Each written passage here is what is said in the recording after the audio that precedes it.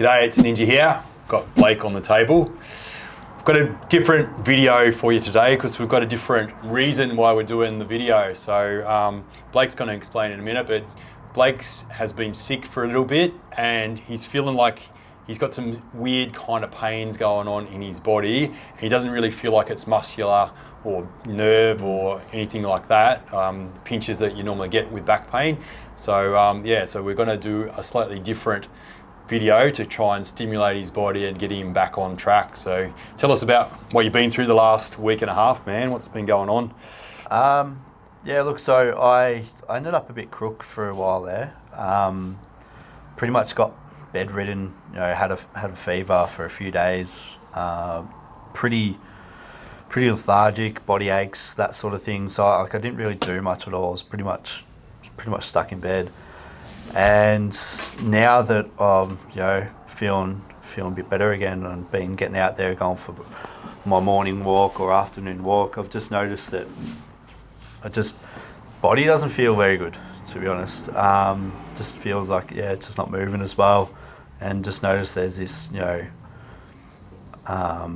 discomfort in my lower back. Like, it's not excruciating or anything like that, but I haven't had lower back pain for quite some time now. Like, I used to have some pretty bad back pain when I worked in construction, and so now having this again, it's quite unfamiliar to me. And I just sort of want to just point out to people that in my opinion, this is something that comes from not doing anything for 7 to 10 days, and that's just me, like 7 to 10 days, and I straight away notice, like, okay, my lower back starts to hurt a little bit, maybe calf starts to hurt a bit when I go for a walk. And it's probably a bit more of a call to everyone else out there, like, if you're not moving your body daily or every second day or anything like that, then it's probably any wonder that your body feels like shit, and you need to do something about it. I'm lucky that I work at a place like this. I work with people like Ninja here.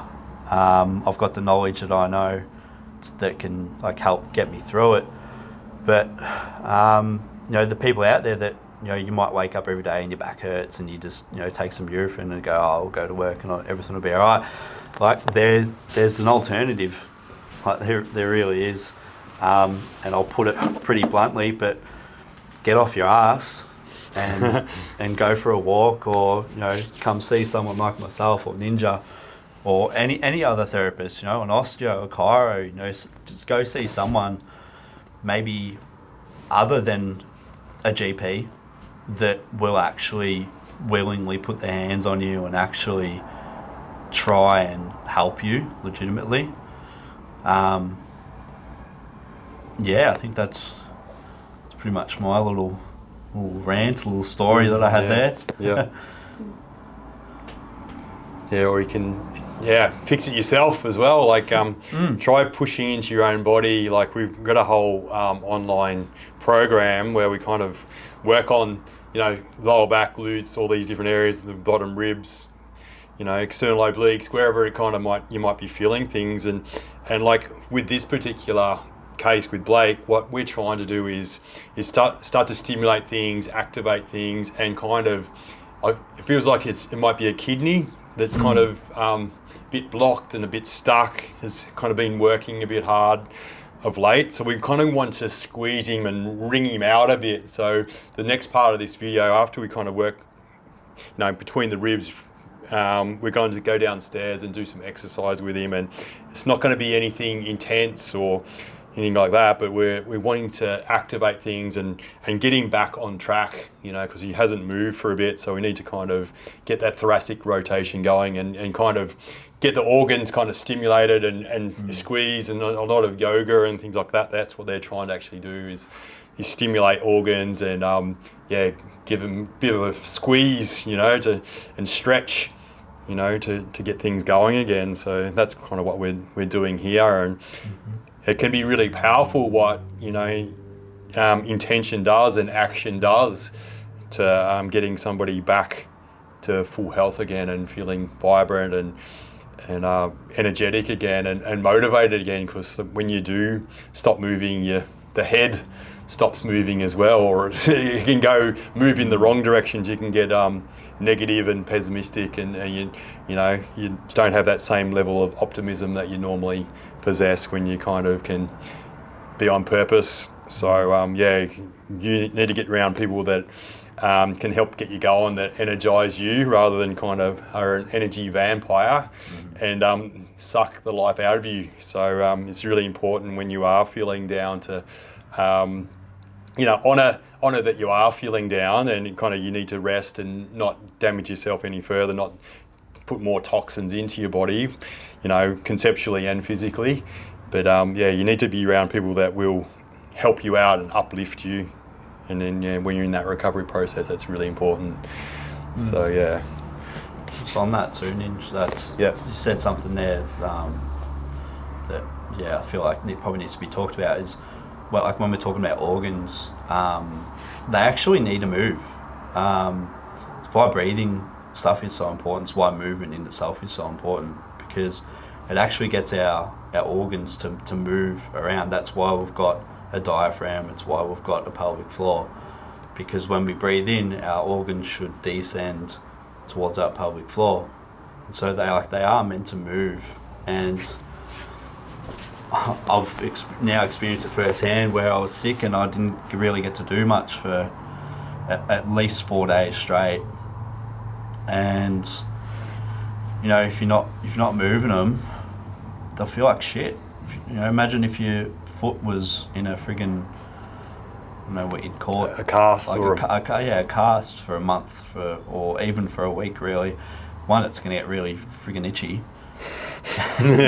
And yeah, like it's going to feel a bit shit too, and it'll affect the rest of your body as well. So yeah, it's really important for everyone out there to just move their body as much as they can. Like I always think of all the people that come to see people like myself and you, Ninja, like if they work in office jobs, they're sitting on their bum all day in that same sort of position all day, 8 hours a day. Some of them might have a stand desk or whatever, and wonder why they don't feel very good. You know, need to move a bit more. yeah. Really do. Yeah, if you come do a bird's eye view here, Leo, you kind of see just how much blood I'm kind of getting into this area, like on sacrum, but also through in between that space between the pelvis and the bottom rib. And so I just decided I'm going to do this side as well. I know he's got, he was feeling a bit more on the right through the bottom rib in between here, but just while Blake was talking, I thought I'll just balance him up, do this side. And yeah, you can just sort of see, just with this real slow release, there's so much real thick fascia down in the lower back as well that extends up into the lats, goes into all the different ribs, all these different attachments in there. So you kind of, for that rotation, you need to kind of get this is the pivot point down here. If you can kind of, you know, loosen this up, this can help upstream kind of loosen as well. Absolutely. So yeah, so we're trying to, and the attachment on that bottom of the rib too, I'm trying to get knuckles in there really deep and slow, so it can affect that fascia, so that you can breathe better, your ribs can move better. So that's kind of what all this fascial work can do. It can be so powerful for movement, but also for, like we're saying, organ health is something that people don't probably know about, because we're just sort of thinking, I don't want the symptoms, so I'm going to take something that will stop the symptoms, rather than kind of think, okay, what can I do that's natural? And it might be just movement, it might be more fibre in your diet, more water, or whatever it might be. Like looking at what you've done or haven't done to create that, you know, lack of flow in the body. You know, so yeah, we're just encouraging you to not just jump straight for the pills, you know, the packet of tablets, and yeah, those, like there might be something simple like you might be dehydrated, or you know, something like that that's just so simple. You haven't had enough fibre, you have, you know, whatever it might be. Figure that out, because it's probably just a real obvious answer, and it means that you might be detoxifying rather than, you know, toxifying your body, because you're putting synthetic kind of things, substances into your body, and that always have a side effect. If you read every packet, there it says it's a poison. So if you take, our label of painkiller here is Panadol. If you have 12 or 24 of them, you die because it's toxic. So so it's just something to think about. And I'm not saying that all pain killing is bad. Like, there's times when you really need help to get through, but but to have a think about it too. Is there something like hydration or that we could potentially look at, and then that symptom goes because you've actually done what is the root cause. You've alleviated the root cause. So, well, even on that, like exercise. Yeah, exercise is pain relief. It is. It truly Endorphins, and you feel good that you've actually done something about, for your health. So there's body and mind, isn't there? So even eating healthy, you kind of feel good that you've actually put something good into your body rather than. Yeah, that's true. Yeah. Yeah. So I'm just sort of getting in between Blake's ribs here. How's that feel, man? Yeah, it's feeling pretty nice. Yeah. So see how we're kind of just trying to create that space between the ribs. Ribs is something that you probably traditionally probably don't think to treat. But when you get in between here, there's fascia, there's little muscles that are in these sort of spots. There's attachments from the erectors and things like that you can be releasing, and then like we said before, you can get more movement into the body. You can get that thoracic rotation perhaps that is essential, and a lot of people don't actually train thoracic rotation. So yeah, that's true. A lot of the traditional gym stuff is very extension, flexion. Yeah, that's about it. But you think about it, when you walk, when you run, even more particularly, you need thoracic rotation. When you throw, we need to kind of be able to rotate. Punching, throwing, climbing. There's all this thoracic rotation work that our body's designed to do, and it also rings out our organs. So encourage you to move through more planes than just your chest and your buys and your. So we're really big on sprinting, jumping, and we do lots of other functional movements here at our place to help people get back to full health. So saw something interesting, maybe yesterday, a couple of days ago, but it's been shown that sprinting increases testosterone. Yeah. How many percent? 200%? It was pretty considerable amount. Which is pretty fucking cool, right? Like, ninjas onto it. Sprinting, hill sprints, you're pretty much on that spot. Yeah. So I've got nailing it. How cool is that? Like a certain type of exercise proven to improve testosterone levels. Yeah. Plus everything else that comes with it too, right? Yeah. And so, if I could add to what Blake's saying too, like you think of all the benefits you get when you're barefoot.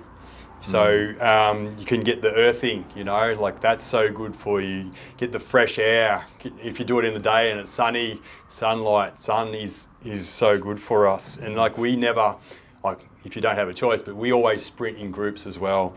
So there's all this, friendship and, inclusivity and healthy kind of competition that we create with our sprinting, because we handicap things. So the better runners start back and the slower runners start towards the finish line, a bit close to the finish line. So we want a blanket finish so everybody tries. But there's a real emphasis on that thoracic rotation when you're sprinting, but you're going to get all your feet are going to spread. They're going to land on your toes. You're going to absorb force as well. And like you're just getting everything loaded, everything lubricated in your body. So it's like, and it's free. That's the other thing. It doesn't cost you a cent to get out and just find somewhere that's flat or hill. It doesn't matter. but find somewhere where you can run. Yeah, grass. Yeah, there's grass everywhere on this planet. Sand. Yeah, sand, the beach. Yeah, so it's sort of one of those things that is so good for you, and it's efficient as well. So the other thing to remember when you're doing sprints is it is that anabolic type of thing. It's the short, under 20 seconds, normally sprints are. So to take full recovery as well. So get your heart rate back down, your breath back to normal.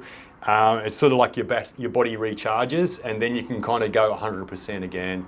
But yeah, got to warm up properly too. So you don't kind of go flat out sprints early doors. You got to, go through your 50, 60, 70% kind of efforts, 80, 90% efforts, and then when you're fully warmed up and you can go for it. So, but then you got to honour the energy system and let your body recover. So just in here. So I'm just going nice and slow between the ribs. So we wouldn't be talking shit like we are now as much. We'd actually be probably talking about other stuff, and but I'd actually be asking Blake about if that's feeling okay and things like that, and just making sure that I'm going at the pace, the direction, the angles that his body needs. So yeah. No, it's feeling all pretty good, man. Feels good? Yeah. Yeah, so you can kind of go on slow, the body can receive it, accept it, and you can also kind of tell if it's not right as well. If you feel like it's damaging you, or we don't want that, and we don't want no man's land as well. We don't want disconnection and feel like a treatment's doing nothing. So yeah, I'm gonna just sort of slowly come out of this one. Yeah, slowly out, let you breathe into it. That's it. Look at all that beautiful blood into that lower back, into those bottom ribs. And so we'll see you downstairs. We'll get the bloke's clothes on, and we'll go downstairs, do some bit of thoracic rotation work. Okay, we're down in the gym. Blake's going to take us through some cable work, so really concentrating on his thoracic rotation. So take it away, Blake. What do you think about when you're doing your cable stuff? I personally like the eccentric, or the lengthening part of the exercise, which I'll talk you through it. So I'm just grabbing the cable. I haven't got too much weight on here. Just going to take a couple of steps away from the machine here. Just get my arms nice and straight out there and get myself pretty grounded with the feet here. I'm going to keeping my elbows locked as I turn. So that's what I would describe as the concentric portion. My favourite is actually as I start to let it turn back, and I really control that, and my back actually just cracked. And then as I do it, I don't know if you would have heard that, but so nice, strong through the arms, turning through the middle of the body, through the core, your obliques. Boom. So let's get a few reps in here. So it's good because we're getting contraction on one side, lengthening on the other. A lot of people might tend to be rotated to one side, so this is going to be pretty helpful for them. I don't know what you've got to add on to that there, Ninja. I mean, I can start to change the footwork here. Yeah. Yeah, so, because what you do is you start off with less intense, less complex, and then as Blake's getting better, he'll be able to kind of go to heavier and more rotation. He might even do some movement where he goes one side then the other. So kind of just gets stability and more involved with his body. So yeah, we try to, you do the regression of things first, and then you can progress. But if you kind of go too intense or too complex first, then you don't have anywhere to go. You might injure yourself or agitate yourself or trigger something that's you don't want to trigger in the body, because we don't want to, have fear or, think that we're kind of strained ourselves or gone backwards. So it's really important. So Yeah, so I just wanted to show, if you don't have access to cables, maybe you've got a bar or a broomstick or something like that. And then you can just do an exercise like this one where you step over, and Blake might have some insights into this one as well. So you're kind of holding the bar there, and then it's over the front foot each time. So I'm doing that kind of thing.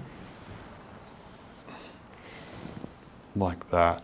But I was just thinking, even just with if you've got a basketball or some sort of, I'll give that to you. Yeah. So yeah, I've just got a 4 kilo ball. So even if you're just on the spot, you can kind of just go like that. And so I can kind of do different spots down low, or I can go up high, like that. So all these different things can help stimulate, through here, but you've got balance. So with your feet, you're isometrically holding things, so you've got stability while you're kind of rotating. So the idea with this stuff is your hips are kind of in one position, and then the upper body, what does Aaron say? Disassociates. Disassociates. So you kind of want to train disassociation, because a lot of times everything moves together, whereas we want to disassociate our body and get the ring effect through our organs. So that was the kind of the message for today. That was the message, yeah. Yeah. Ringing out your body. Yeah. All right. Yeah, I think we might be done. What do you reckon? Yeah. He's off on his way now. He's on his journey. Happy days. Yeah. Done.